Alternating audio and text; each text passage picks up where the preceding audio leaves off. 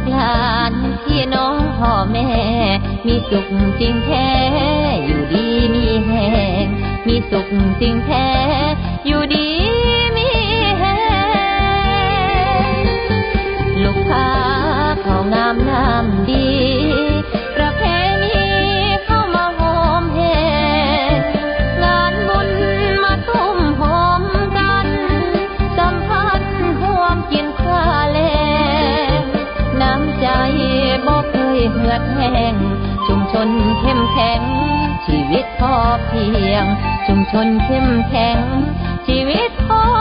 เพียงมาพี่น้องเชิญมาตำบลลูกค้าต้อนรับเต็มที่อ้อยหวานมีข้าวพันธุ์ดีผ้าไหมมัดหมี่ของดีเลืองมารวมพัฒนาให้ลูกค้าเจริญรุ่งเรืองนั่งโจโซได้ทุกเรื่องล้อมวงเหล่าจับเขาเว้ากันล้อมวงเหล่าจับเขาเว้ากันลูกค้ากาจะห้อยวายนนศิลาอย่าได้ห่างหันเลิกคุ้มมาตุ้มมาต่อมาสานขอเด้อโคไพรวันผู้ดินเหล่าเกษตรรวมกันเชื่อมสัมพันธ์โศกว่าโนนดินหอมเชื่อมสัมพันธ์โศกว่าโนนดินหอมลูกค้ารวมใจน้องพี่สามัคคีบ่มีทายทอนทักกันคือปั้นข้าวเหนียวหนึ่งเดียวกลมเกลียวเป็นก้อนสัมพันธ์บ่มีผูกร่อนเป็นตาอ่อนซ้อนของถิ่นลูกค้าเป็นตาอ่อนซ้อนตำบลลูกค้า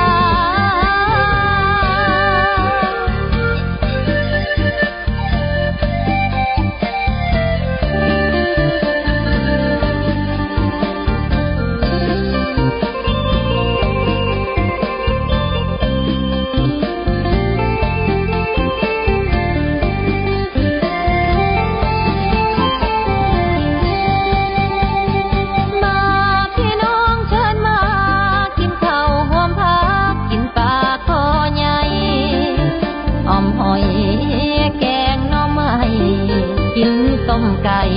ใส่ใบกัญชา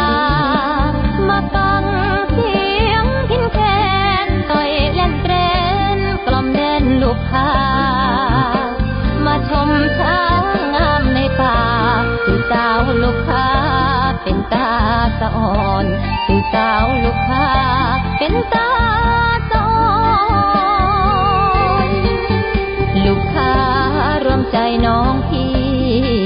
สามัคคีบ่มีทายทอน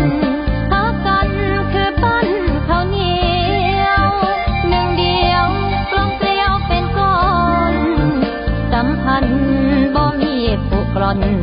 เป็นตาอ่อนซ้อนท้องถิ่นลูกค้าเป็นตาอ่อนซ้อนตำบลลูกค้า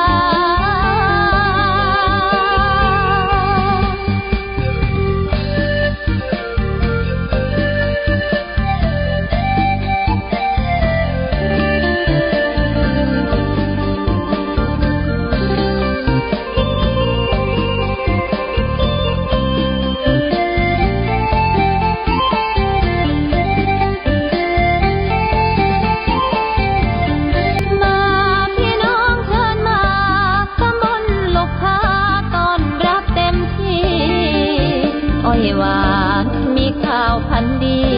ผ้าไหมมัดหมี่ของดีเลืองมารวมพัฒนาให้ลูกค้าเจริญรุ่งเรืองนั่งโจโซได้ทุกเรื่องล้อมวงเหล่าจับเขาเว้ากันล้อมวงเหล่าจับเขาเว้ากันลูกค้ากาจะห้อยวายนนศิลาอย่าได้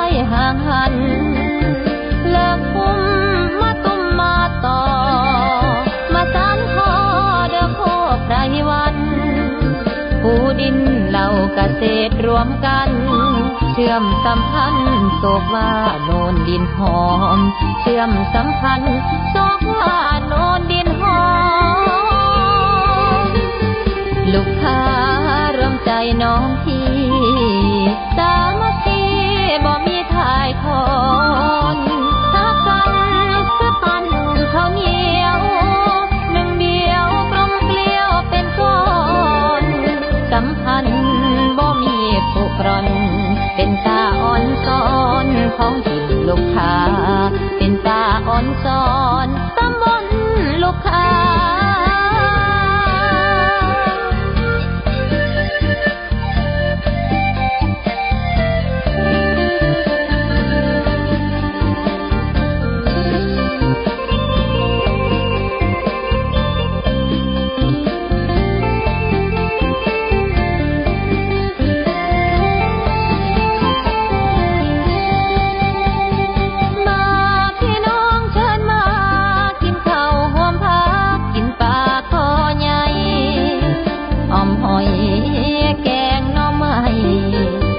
ต้มไก่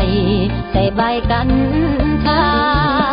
มาฟังเสียงพินแคนต่อยเล่นเตรนกล่อมเดินลูกค้ามาชมช้างงามในป่าสู่สาวลูกค้าเป็นตาสะอ่อนสู่สาวลูกค้าเป็นตาสะอ่อนลูกค้ารวมใจน้องพี่บ่มีทายทอนหากันคือปั้นข้าวเหนียวหนึ่งเดียวกลมเกลียวเป็นก้อนสัมพันธ์บ่มีผูกร่อน